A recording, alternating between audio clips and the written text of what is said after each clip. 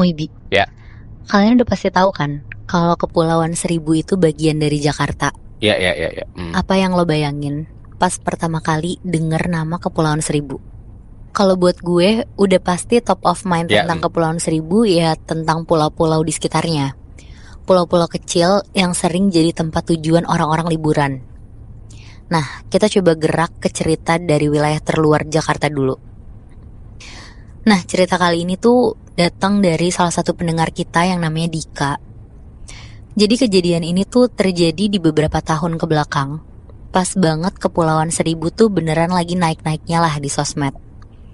Mungkin bisa dibilang FOMO, si Dika sama teman-teman kuliahnya ini tuh akhirnya kepengen juga tuh buat kesana. Tapi mereka gak mau ngikutin rekomendasi dari sosial media. Karena ya udah pasti karena viral, jadi rame banget kan. Sampai pada akhirnya mereka nemulah salah satu pulau kecil di Kepulauan Seribu yang bisa dibilang beneran belum rame orang, entah itu pengunjung atau bahkan penduduknya. Udah tuh, intinya mereka dapat penginapan villa murah di sana. Dan sesampainya mereka di sana, Dika sama teman-temannya ini nggak langsung ke villa, Bi. Mereka tuh milih buat keliling sekaligus main di pesisir pantai dulu. Nah, pas lagi main, tiba-tiba Dika sama teman-temannya nih ngeh kalau ternyata salah satu temen ceweknya, sebut aja namanya Aya, hilang gak tahu kemana. Dicari-cari, ternyata si Aya ini tuh udah diem, bengong, ngelihat ke arah pepohonan gitu. Pepohonan yang rantingnya tuh pada jatuh berserakan gitu. Di sini pertama kalinya si Dika tuh ngelihat ada kejadian aneh, Bi. Katanya, di bawah ranting-ranting pohon yang berserakan itu, kelihatan ada banyak jejak kaki gitu. Bukan jejak sepatu, tapi ya beneran jejak kaki. Dan ukurannya tuh beda-beda. Terus bentuk telapak kakinya tuh juga beda-beda. Ada yang jarinya 5, ada yang telapaknya cuma setengah. Pokoknya banyak banget deh. Wah anjing. Sebenarnya di situ Dika kepo tuh buat cari tahu sampai masuk-masuk ke area pepohonan. Tapi si Ayah ini tuh kelihatan kayak tegang gitu. Ayah kayak nyuruh Dika sama teman-teman yang lain buat buru-buru balik ke penginapan aja buat istirahat, tanpa ngasih tahu alasannya. Udah tuh, karena Ayah beneran kelihatan takut, akhirnya Dika sama teman-temannya setuju lah buat OTW ke penginapan. Untungnya, di hari pertama mereka nginep di villa ini, gak ada kejadian apa-apa. Mereka beneran bisa full istirahat di situ. Ya paling Dika yang kebetulan dapat kamar di lantai 2 ujung tuh sesekali komplain lah kalau kamarnya tuh bau amis katanya. Besokannya, sebenarnya perjalanan juga bisa dibilang lancar. Dari perjalanan hari itu, ada satu hal yang diingat sama Dika. Katanya, sesekali dia masih sering ngeliat jejak-jejak kaki random kemarin gitu di setiap tempat yang mereka datengin. Tapi anehnya, jejak-jejak itu tuh makin lama makin ngedeket letaknya sama villa mereka nginep. Nah, di malam kedua mereka nginep, di sini nih, Dika ini tuh nyoba ceritain apa yang dia rasa aneh ke teman-temannya.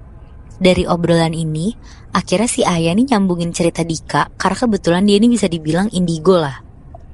Dan ternyata kata si Ayah, dari mulai pertama kali mereka datang ke Kepulauan Seribu, katanya mereka udah langsung disambut sama beberapa penghuni setan yang ada di sini. Ya. Tapi pas ditanya wujud sosoknya kayak gimana sama temen-temennya, si Ayah nih nggak bisa jawab, nggak tahu kenapa. Nah gara-gara itu temen-temennya sempet nggak percaya sama si Ayah. Dibercandain lah di situ, kayak ditantangin buat ngebuktiin lah kalau si Ayah ini bener-bener indigo.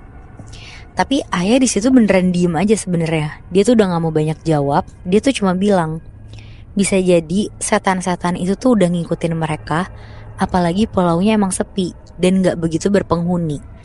Jadi gak susah lah buat nyari keberadaan manusia di sekitarnya. Dan tiba-tiba banget tuh ada yang nyeletuk di situ.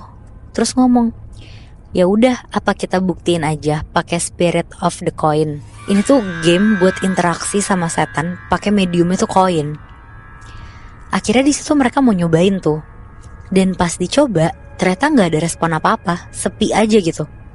Tapi di tengah-tengah mereka main itu, Dika tuh ngeh banget. Kan mereka pada ngerokok tuh di situ. Kebetulan ada puntung rokok yang lagi ditaruh di atas asbak. Di situ Dika yakin banget tuh, katanya beberapa rokok di atas asbak itu tuh kayak ada yang nyedot cepet gitu. Jadi lebih cepet abisnya. Dika di situ langsung ngasih tahu teman-temannya tuh buat ikut ngelihat puntung rokok itu. Dan ternyata bener Bi, yang ngelihat nggak cuma Dika. Terus pas mereka lagi fokus-fokusnya merhatiin asbak, tiba-tiba lampu ruangan tuh mati. Terus beberapa detik berikutnya nyala. Terus mati nyala buat beberapa saat itu. Jujur di momen ini Dika sama teman-temannya tuh yang awalnya nggak begitu percaya sama Aya, malah jadi merinding gitu perasaannya. Sekarang anak-anak malah ada yang minta tolong si Aya ini buat sekalian ngecek keliling di penginapannya itu, buat nyari tahu lah beneran ada yang ngikutin atau enggak. Di situ Aya mau-mau aja ngelakuinnya.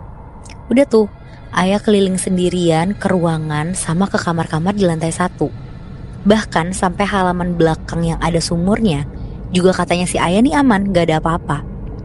Nah pas banget si Aya nih lagi naik ke lantai 2, gak lama tiba-tiba Aya nih langsung lari kenceng turun tangga. Di situ Aya cuma bilang, itu kamar yang di ujung ke arah balkon, kamarnya siapa? Nah pas banget itu kan kamarnya Dika kan tadi. Kata si Aya, katanya sosok yang dia lihat pas pertama kali datang ke Kepulauan Seribu itu udah duduk anteng sambil ngayunin kakinya di atas lemari kamar Dika. Aduh. Sosoknya tuh perempuan, rambutnya tuh kaku, panjang banget selantai, kulitnya tuh keriput, hitam legam gitu. Terus kuku-kukunya panjang, sama dia tuh pakai gaun merah. Dan itu tuh kuntilanak merah, Muy. Wah anjir.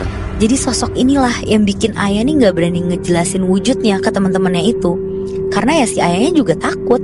Takutnya pas diceritain malah justru ngeganggu liburan mereka di sana kan. Ya. Dan katanya kuntilanak merah tuh dipercaya jadi perwujudan orang meninggal dalam keadaan masih punya dendam yang belum kebales gitu. Jadi emang bisa dibilang sosok ini tuh lebih agresif dari kuntilanak biasanya. Gak lama lagi ngomongin itu, tiba-tiba bener aja Bi, dari arah kamar Dika kedengeran keras banget. Ada suara pintu kamar kebanting berkali-kali. Terus dilanjut ada suara ketawa kenceng dan nyaring banget, kayak ketawa khas kuntilanak gitu. Wah anjing. Makin percaya dong mereka kalau udah kayak gini ceritanya. Akhirnya karena mereka sama-sama takut, mereka sepakat lah buat tidur rame-rame di ruang tengah. Gak boleh ada yang sendirian di kamar. Nah tapi di tengah-tengah tidurnya itu, Dika tuh kebangun karena dia tuh ngedenger kayak ada suara ketokan dari pintu depan. Dan pas disamperin terus dibuka pintunya, Dika nih inget banget ada sosok ibu-ibu ngetok pintunya minta tolong. Tapi udah sekitar jam 12 sampai 1 dini hari lah. Katanya si ibu ini tuh minta tolong buat bantuin rumahnya kejatuhan pohon. Di situ karena kasihan ya Dika langsung buru-buru lah tuh jalan ngikutin si ibu-ibu ini. Jalan-jalan, ternyata Dika nih gak sadar dia tuh dibawa buat balik ke tempat pertama yang mereka samperin di sana. Tempat dimana Aya ini tuh sempat hilang, Muy. Aduh. Dia masuk ke area pepohonan, pelan-pelan, tengah malam sambil nyingkirin ranting-ranting pohon yang pada jatuh. Sampai akhirnya Dika nih bener-bener deg-degan. Dia cuma bisa diem, bengong dan kaku. Karena dia tuh nyampe ke rumah si ibu itu yang ternyata cuma berwujud gundukan tanah sama tumpukan batu gitu. Ya itu tuh makam, Muy, makam yang kebetulan emang gak kelihatan karena ketutupan sama ranting-ranting pohon yang jatuh gitu. Tapi pas Dika coba ngeliat sekeliling, si ibu-ibu tadi tuh udah gak ada. Terus kalian tahu gak di mana sosok ibu-ibu tadi? Dia ada persis di atas dahan pohon. Dan pas banget di atas Dika berdiri detik itu. Aduh anjing. Jadi secara sosok dan postur mirip banget sama ibu-ibu tadi. Tapi bedanya kali ini dia tuh pakai gaun merah panjang banget, nutup sampai kaki. Terus rambut kaku, lurusnya tuh gak kalah panjang, bahkan hampir kena muka si Dika saking panjang rambutnya ini. Anjir. Di situ Dika gak mikir panjang, dia langsung nyadarin diri, terus lari kenceng banget ke arah penginapannya dia. Dan epicnya, katanya pas Dika ngebuka pintu penginapannya, ternyata teman-temannya semua udah kebangun, duduk rapet mepet di tembok, sambil mukanya tuh pada kelihatan ketakutan gitu. Dan pas Dika jalan masuk ke penginapannya ini, Dika baru tahu dia ngelihat sendiri kalau di depan teman-temannya di tengah ruangan si Aya ini udah joget aja gitu kayak penari Jawa. Aduh anjing, serem banget lagi. Merah, terus tiba-tiba dia juga udah pakai kain merah aja di lehernya, nggak tahu dapat dari mana. Di malam itu, anak-anak akhirnya keliling buat nyari semacam orang pinter gitulah buat ngebantuin Aya. Jauh setelah kejadian ini, Dika sempat beberapa kali ketemu Aya buat ngobrol-ngobrol sekaligus kayak ngomongin perihal kejadian kemarin lah di Kepulauan Seribu itu. Dan teori yang mereka berdua yakinin sih mungkin sosok kuntilanak itu tuh dulu warga sekitar penginapan mereka yang kebetulan punya dendam sama si pemilik penginapan. Makanya dia datang buat ngasih teror ke setiap pengunjungnya yang datang. Terus diarahin ke makamnya dia buat tukeran tempat tinggal kali ya. Wah gila sih.